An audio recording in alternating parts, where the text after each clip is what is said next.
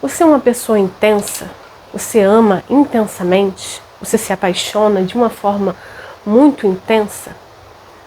Olá, meu nome é Lilian, sou terapeuta holística e hoje vamos inaugurar um novo quadro aqui falando sobre amor, literatura e análise emocional. Um quadro que a gente vai citar trechos da literatura, música e fazer uma análise psicológica, emocional das situações que todas nós passamos. E hoje vamos falar do amor passional, da paixão, do amor intenso, daquele amor que é arrebatador, aquela situação que muitas de nós passam, ou talvez nunca tenham passado, mas sempre tenha sonhado com esse amor romântico, esse amor paixão, esse amor que está nas letras das músicas e nos livros, nos filmes, que a gente muitas vezes começa desde cedo a ser, como vou dizer, ensinada que é aquele jeito que é o certo de amar. Eu, como a maioria das pessoas, também fui meio que ensinada sobre o amor, através dos textos, através das comédias românticas. E, obviamente, eu sou uma pessoa intensa, eu sou uma pessoa que me entrego de corpo e alma.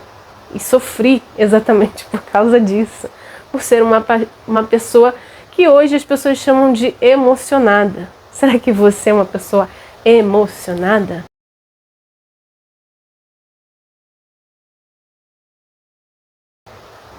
Por quê?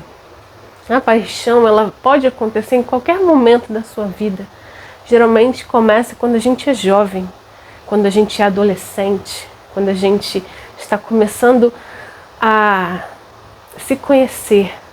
Só que a gente como vou dizer, a gente é intoxicado por imagens desse amor romântico, desse amor passional, de histórias de amor que faz a gente suspirar, a gente entender que a vida não faria sentido e não faz sem o amor, sem a paixão, sem esse troféu que é conquistar um amor, conquistar uma paixão, viver intensamente, se sentir vivo.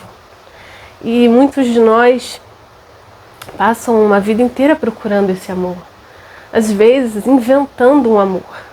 Como a letra que dizia, exagerado, jogado a seus pés, eu sou mesmo exagerado, adoro um amor inventado.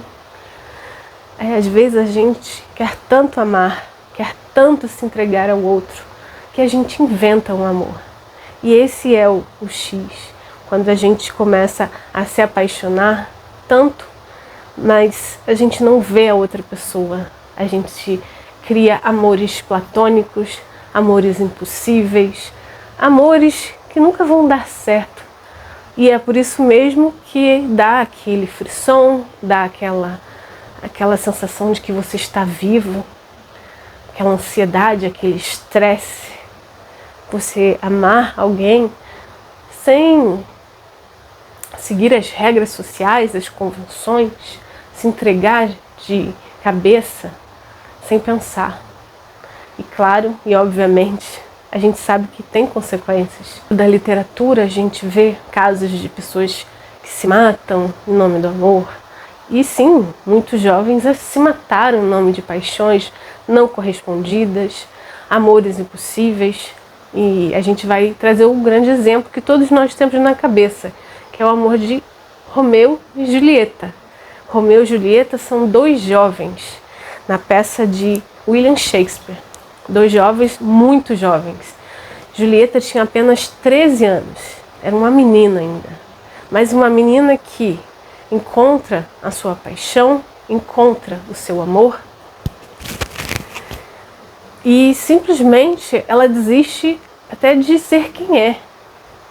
Uma menina, e Romeu também, um menino de 16 anos, e eles se descobrem amando, sendo que a família deles se odeiam, todos se odeiam. E a história de Romeu e Julieta é justamente trágica, é justamente uma história bonita de um amor jovem, de pessoas que talvez nem soubessem Quem era a outra? Era uma paixão adolescente, uma paixão pura, uma paixão que nem eles sabiam entender. Só que eles já sabiam a proibição que eles teriam, porque suas famílias se odiavam. Os Montecchio e os Capuleto, né? Famílias da Itália, de Verona. Verona hoje tem essa referência até turística, mas Romeu e Julieta nunca existiram de verdade. São apenas personagens de Shakespeare. E eles representam justamente esse amor infantil, esse amor ideológico, esse amor que idealiza, que fantasia e que sente muito profundamente e que dói muito profundamente. Existe esse fim trágico dos dois amantes que não podiam nunca estar juntos por causa do ódio entre as famílias. Elas literalmente se odiavam e dentro da história ainda acontece um fato do Romeu matar o primo da Julieta e ainda, né, criar mais ódio entre as famílias. Aí existe o plano da Julieta, que ela toma um preparo, que ela finge que está morta. Romeu não sabe e ele se mata. E aí, ao ver morto, né, ela também se mata. Porque o amor deles não tem como dar certo. E por isso que é tão forte, por isso que é tão dramático, tão profundo, tão intenso. Na verdade, isso marca todo o texto, isso marca toda a peça. A impossibilidade do amor dos dois, o fato de um ser o Capuleto e outro Montecchio. A própria Julieta fala: se você não mude o nome para que eu possa amar você. Porque ela é como se dissesse: eu estou indo contra a minha família, indo contra toda a realidade aqui para amar você. Mas você... E aí ele diz: o que é uma rosa? Ela teria outro cheiro se tivesse outro nome. Que ele dissesse: não importa as nossas famílias, não importa a nossa realidade, existe o nosso amor. E isso é muito bonito, né? É um dos romances mais bonitos e mais trágicos que a gente tem. E fala justamente desse amor romântico, desse amor que a gente pensa assim: poxa, eu queria ter um amor assim, mas será que isso realmente é saudável? Para a neurociência, esse amor deles se enquadra, estou aqui lendo, tá, gente? Na paixão romântica, um estado de intensidade máxima, mais próxima de uma dependência química. Então eles entendem que esse amor de Romeu e Julieta foi só um amor químico, uma sensação de euforia, de excitação. Né? E aí eles falam sobre a dopamina, que todo mundo hoje fala sobre a dopamina. Esse sistema de recompensa. Aí o amor deixa de ser uma coisa emocional para ser uma coisa neuroquímica do seu cérebro. É muito curioso, né, gente? A gente achar que a gente é só a emoção, só o coração, sendo que há vários hormônios ativando isso, né? Esse sistema de recompensa, criando euforia, prazer. Cada encontro deles, cada encontro que era sempre na calada da noite, na madrugada, sempre escondido, era 1000 vezes melhor que se fosse à vista de todos. E isso, obviamente, incentivava mais o amor romântico, o amor, paixão, né? Também tem a noradrenalina, que é responsável pela excitação, pela ansiedade, pela pressa, porque eles queriam se casar. Imagina uma criança de 13 anos e 16. Elas tinham que se casar, eles tinham que concretizar aquele amor, aquela intensidade, aquela angústia, porque eles sabiam que talvez não desse certo, eles tinham que fugir, eles tinham que dar um jeito. Muitas vezes a gente não se colocou em situações, não amou pessoas, não se desesperou para ver pessoas. Será que você passou por isso? Eu passei. Sabe, de achar que se não fosse naquele instante, ia se perder aquela sensação, aquele amor ia acabar. como se o mundo fosse simplesmente deixar de existir se você não visse aquela pessoa, se você não encontrasse aquela pessoa. E segundo a neurociência, né, o córtex pré-frontal, que é aqui, né, que ele fica parcialmente desligado. Por isso que a gente faz os desatinos, a gente não toma boas decisões. E como a Julieta, que não tomou uma boa decisão em se fingir de morta, assim como Romeu, que também no desespero se matou. Ambos não pensaram muito, não calcularam nada. Mesmo tendo tantas pessoas ajudando, eles poderiam talvez ter conseguido fugir. Mas a intensidade da paixão não fazia as pessoas, os dois, raciocinarem, pensarem. Eles então viveram essa paixão adolescente intensa, segundo a neurociência. Ou seja, a questão química, a questão da recompensa, da dopamina, do vício. E aí a gente reflete, quantas pessoas que a gente conhece que são viciadas em se apaixonar? Quantas pessoas que precisam o tempo todo estarem e procurando um amor de uma forma tão compulsiva e às vezes tão destrutiva. Porque o amor, sim, pode ser uma coisa destrutiva. Pode ser uma coisa que te desgasta, te desnutre.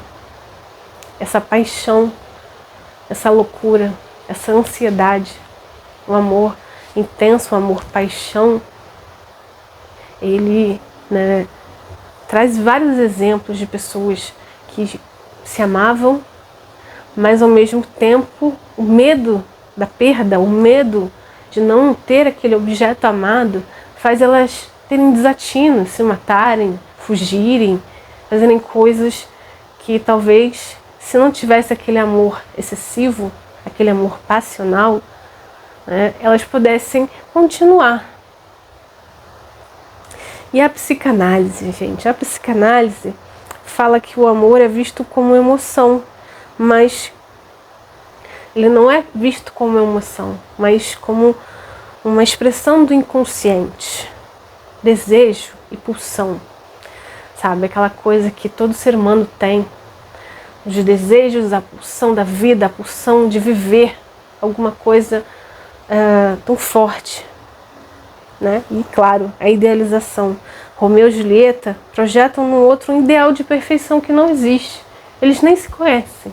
Eles são duas crianças, gente. E eles se veem numa festa à primeira vista e eles se apaixonam de uma forma muito intensa. Então, segundo a psicanálise, eles amam exatamente como ideais, não como pessoas concretas. Eles nem se conhecem, eles nem convivem, porque eles são de famílias que se odeiam. Então, a psicanálise fala, eu projeto no outro o que eu desejo, o que eu quero ser, o que eu sou. Não fala de amor verdadeiro, afeto verdadeiro. E sim aquela idealização romântica, o amor platônico. Aquele amor que eu não vejo defeito. Tudo é lindo, tudo é maravilhoso. Será que você já passou por isso? Amar uma pessoa e não ver nenhum defeito? Achar que tudo ia dar certo? Isso é amor romântico. Isso é o amor paixão. Que a gente não vê os defeitos da pessoa, a gente não vê as dificuldades, tudo é incentivo até. Só que é justamente aí que mora o perigo. Quando você idealiza demais uma pessoa, quando você cria essas fantasias, quando você realmente enxerga a pessoa na realidade, as decepções serão muito maiores, as dores serão muito maiores. E aí você fica chateado. Por quê? Porque aquela pessoa que você amava não é daquela forma. Não é aquele sonho que você idealizou. E você se sente traído. Você se sente traída. E é isso que a gente vê em muitos relacionamentos. A gente não vê a pessoa realmente do nosso lado. A gente vê a idealização que a gente fez. O que a gente sentiu, o que a gente viveu, a nossa paixão. Aquela projeção do que seria o perfeito.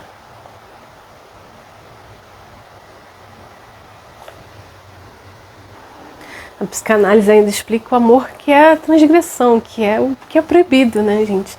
É o famoso quanto mais proibido, melhor. Quantos adolescentes, quantas pessoas simplesmente não se apaixonaram por algo só porque era proibido? Se apaixonaram pelo proibido, pelo perigoso, pessoas que se apaixonam por bandidos, pessoas que se apaixonam pelo errado, só por esse desejo inconsciente de viver o proibido, né? Que intensifica o desejo de muitas pessoas, porque quanto mais proibido, né, melhor.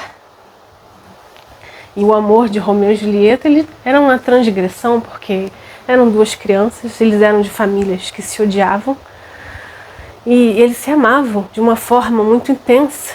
Eles não seguiam as convenções sociais, que naquela época era muito, né, muito mais marcado que é hoje. Todos nós sabemos que naquela época as pessoas não casavam, nunca casaram por amor.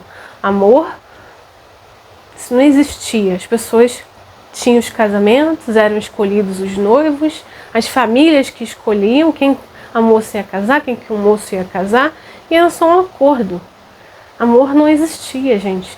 Shakespeare fala de um amor justamente no tempo que não existia mesmo. Não existia pessoas que se beijavam na rua, se abraçavam, demonstrações de afeto. Isso tudo não existia naquela época, no século XVI. Sabe, o amor romântico ele foi sendo construído ao longo dos séculos. Naquele tempo não existia isso. O esposo não tratava a sua esposa como como se faz hoje, né? Com afeto, com beijo, com carinho, com abraço. Isso não existia. Então ele foi revolucionário trazendo essa visão de amor, né? De você exaltar a beleza, de você exaltar a sensação, porque era um tempo que as relações eram simplesmente comerciais, eram só de compromisso, o amor não passava de um acordo entre famílias. Era só isso. O casamento era só o momento que a mulher tinha que ter o seu marido e não era para ser amada. O sexo não era questão de amor, gente. O sexo era para procriação, não era nem mesmo para o prazer. Por isso que até hoje a gente sofre as consequências de muitos homens, muitas pessoas têm essa diferença com a esposa. Ele não dá prazer, ele não se solta, mas com a mulher da rua, a amante, a mulher da prostituição, né? Ele se solta, ele tem um prazer. Isso foi há muito tempo, gente.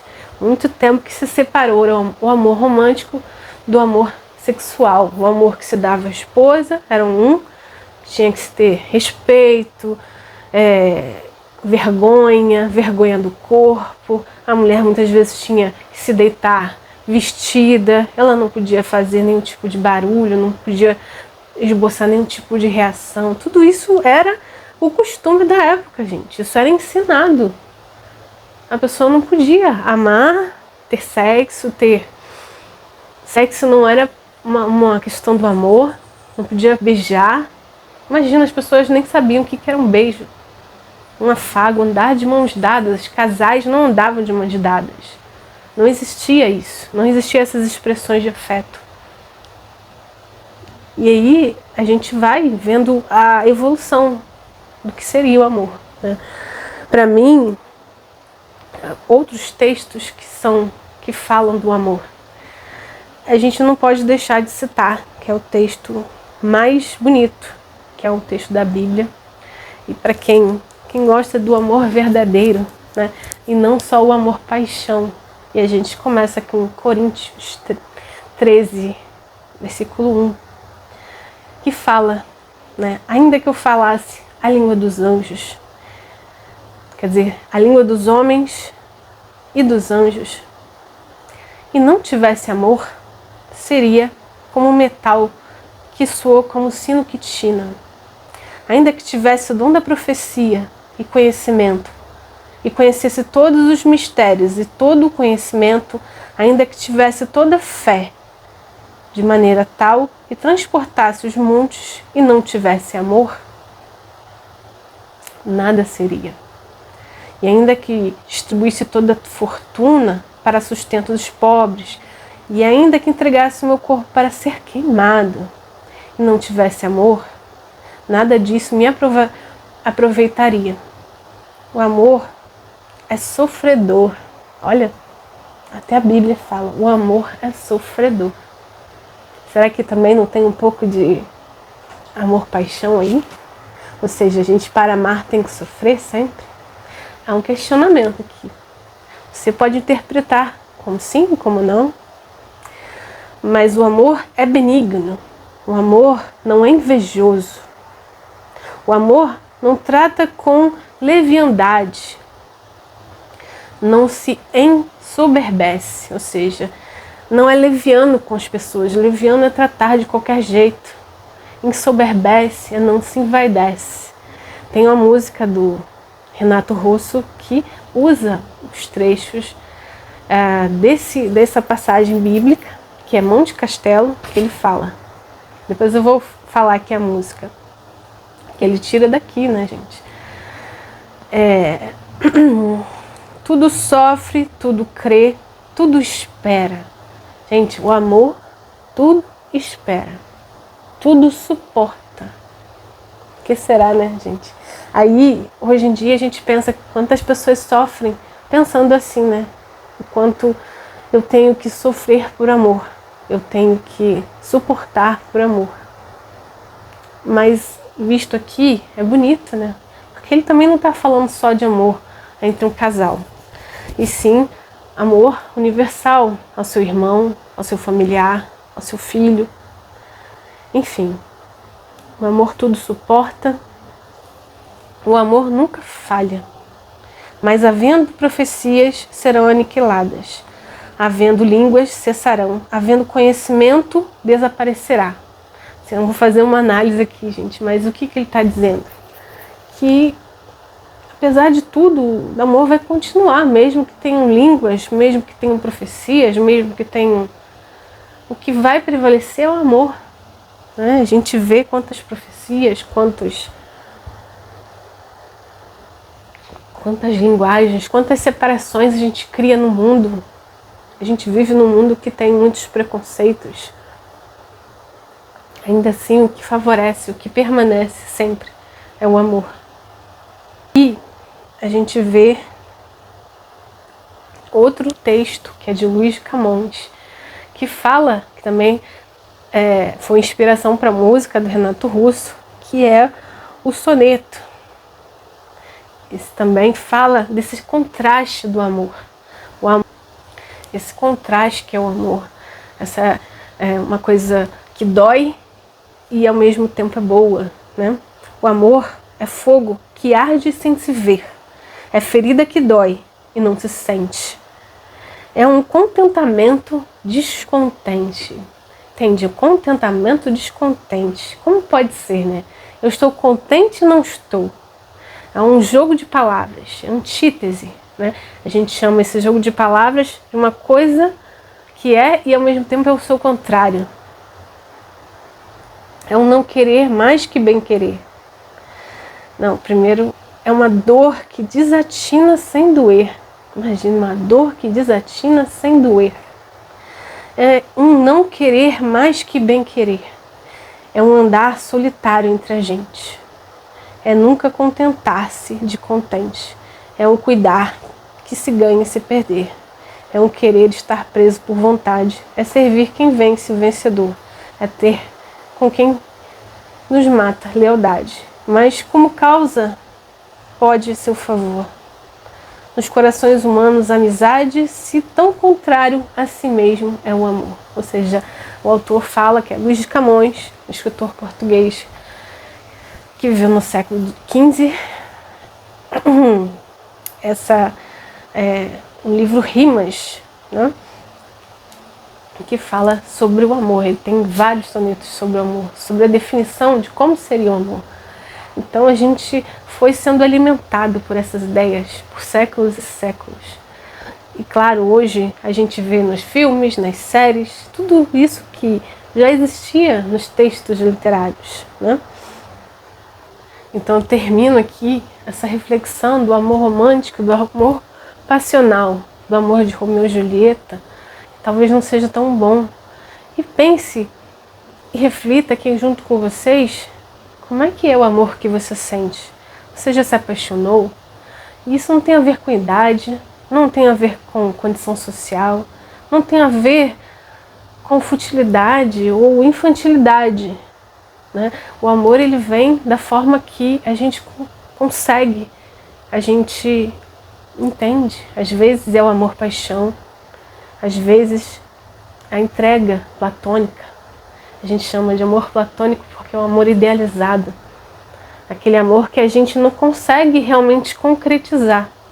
Quantas vezes a gente amou pessoas de longe? Amou pessoas que não amavam a gente? Então a gente termina com a letra da música do Renato Russo, que é um dos cantores que mais falava sobre amor, gente. Renato Russo tem uma longa carreira e fala justamente de amor, muitas das músicas dele.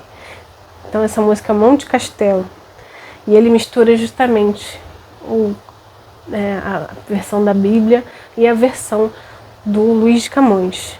E ele fala: ainda que eu falasse a língua dos homens e falasse a língua dos anjos, sem amor eu nada seria. É só o amor que conhece o que é verdade. O amor é bom, não quer o mal, não sente inveja ou se envaidece. O amor é fogo que arde sem se ver. É ferida que dói e não se sente.